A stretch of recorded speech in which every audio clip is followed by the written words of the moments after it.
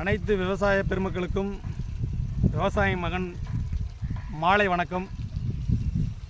பார்த்தீங்கன்னா நம்ம குருவை சாகுபடி நடவு செஞ்சுருக்கோம். பார்த்தீங்கன்னா களை எடுப்பு கரெக்டாக ஒரு 20 நாளில் நம்ம வந்து களை எடுக்கிறோம். களை எடுத்துக்கிட்டு இருக்கும்போது பாருங்கள், அதில் வந்து இதோட 2 உரம் கொடுத்துருக்கேன். 2 உரம் கொடுத்தும் கொஞ்சம் பயிர் கொஞ்சம் சுமாராக தான் இருக்குது. ஏன்னா நோய் தாக்குதல் அவ்வளோது இருக்குது. ஏன்னா மழை கிடையாது, ஆற்றுலையும் தண்ணி திறந்து விடல, போர் தண்ணி தான், ஃபுல் போர் தண்ணி சப்ளை தான்.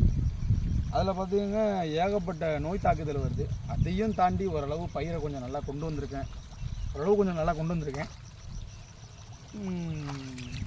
இதெல்லாம் ஏன் சொல்கிறேன்னா, உங்கள்கிட்ட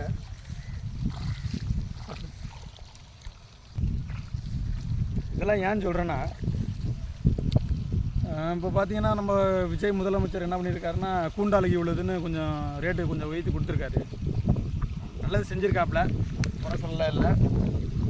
எந்த அளவுக்கு நெல் ரேட்டு ஏற்றிருக்காங்களோ அதை விட 3 மடங்கு 4 மடங்கு உரம் விலை ஏறி போச்சு, மருந்து விலை ஏறி போச்சு. அது 1 மடங்கு ஏற்றினா இது 3-4 மடங்கு ஏற்றி விட்றாங்க. அதை நாங்கள் வேறு வழி கிடையாது, அதை வாங்கி தான் நாங்கள் வந்து அடிக்கிறதா இருக்குது. உரமாக இருக்கட்டும், டிஏபி, பொட்டாசியம், இதெல்லாம் வந்து ரேட்டு எகிரிடுச்சு. யூரியா அதே ரேட்டு தான் இருக்குது, அது ஒன்றும் பிரச்சனை இல்லை. ஆனால் யூரியா கம்மியாக இருந்தாலும் வாங்கி நாங்கள் அடிக்கக்கூடாது. அதிகமாக அடிச்சிட்டோம்னா நோய் தாக்குதல் அதிகரிச்சிடும். அதனால் கொஞ்சம் அதில் கொஞ்சம் விலைகள்லாம் கொஞ்சம் கரெக்டான ஒரே ரேட்டாக அதிகரிக்காமல் பார்த்துக்கிற மாதிரி முதலமைச்சர் கொஞ்சம் பார்த்து விவசாயிகளுக்கு கொஞ்சம் செய்யலாம். உங்கள் இந்த வீடியோ மூலமாக உங்களுக்கு தெரிவிக்கிறேன்.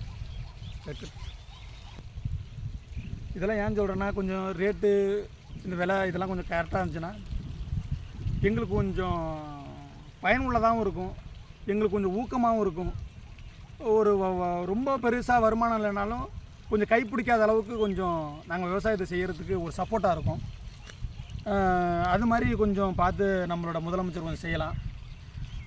முக்கியமான ஒரு விஷயம், விவசாயிகளுக்கு ஆள் கிடைக்க மாட்டேது. விவசாயம் செய்கிறதுக்கு ஆள் கிடைக்கும் போது எல்லாம் வட மாநிலத்துலேருந்து வந்துடுறாங்க. அதுபோக விவசாயிகளுக்கு பொண்ணு கொடுக்க மாட்டுறாங்க.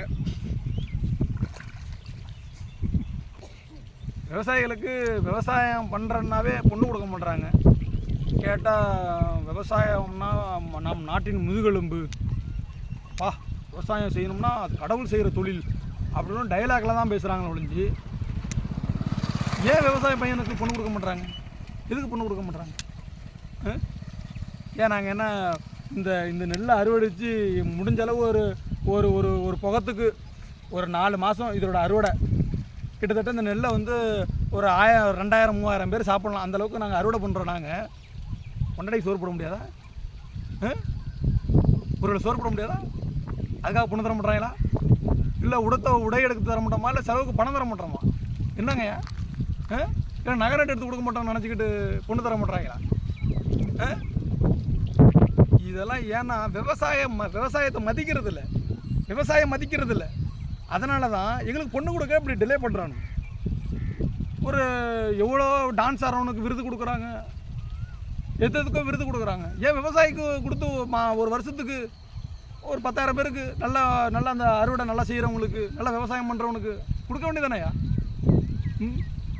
அப்படி விவசாயிகளுக்கு கொடுத்தானே தானேயா விவசாயிகளுக்கும் ஒரு அங்கீகாரம் இருக்குது. ஆனால் சொல்லும் போதெல்லாம் எல்லார் இடத்துலையும், சட்டமன்றத்தில் எல்லா இடத்துலையும் விவசாயிங்கிறது. விவசாயிக்கே பொண்ணு தர பண்ணுறாங்க. அப்போ நீங்கள் நினைக்கலாம், நீங்கள் அப்போ இவனுக்கு பொண்ணே கிடைக்காம சுற்றிக்கிட்டு இருக்கான் அப்படின்னு நினைக்கிறீங்க. அது கிடையாது. நிறைய பேரை நான் பார்க்குறேன், விவசாயிகளுக்கு பொண்ணு தர மாட்டுறாங்க. என்னையா அவன் டிராக்டர் ஓட்டுறான், அவனுக்கு என்ன பொண்ணு தர்றது? விவசாயத்தை சார்ந்த டிராக்டர், அப்புறம் டிராக்டர் ஓட்டுறான், விவசாயத்தை தான் எனக்கு தான் ஓட்ட முடியும். அது அவனுக்கு பொண்ணுக்கு கிடையாது. இதே மாதிரி பண்ணுனா அப்புறம் விவசாயிகளுக்கு என்னையா? இந்த கருத்துக்கும் இந்த வாழை மட்டை வளர்க்குறதுக்கும் இந்த மரத்தை வளர்க்குறதுக்கும் தான் தாலி கட்ட முடியுமா? பார்த்து என்னன்னு சிரிப்பு தான் வருது எனக்கு. எங்களுக்கு பொண்ணு தர்றதை பற்றி நாங்கள் வருத்தப்பட்டதே கிடையாது. ஆனால் உங்களுக்காக இதை நாங்கள் விளைய வச்சு எங்கள் மூச்சுள்ள வரைக்கும் நாங்கள் கொடுத்துக்கிட்டே இருப்போம். விவசாயி கடைசி வரைக்கும் இந்த நிலத்துல இந்த சேத்துல நாங்கள் பாடுபட்டு உங்களுக்கு விளைய வச்சு நாங்கள் கொடுத்துக்கிட்டே இருப்போம். உங்கள் பொண்ணை கொடுக்கலனாலும் பரவாயில்ல, உங்களுக்கு இந்த நிலத்துலேருந்து விளைய வச்சு நாங்கள் கொடுக்குறோம். விவசாயி வாழ்க. நம்ம சேனல் விவசாய மகன் சேனல், அது கொஞ்சம் சப்ஸ்கிரைப் பண்ணி சப்போர்ட் கொஞ்சம் பண்ணுங்கள், ஆதரவு கொடுங்க. அதை லைக் போடுங்க, ஷேர் பண்ணுங்கள்.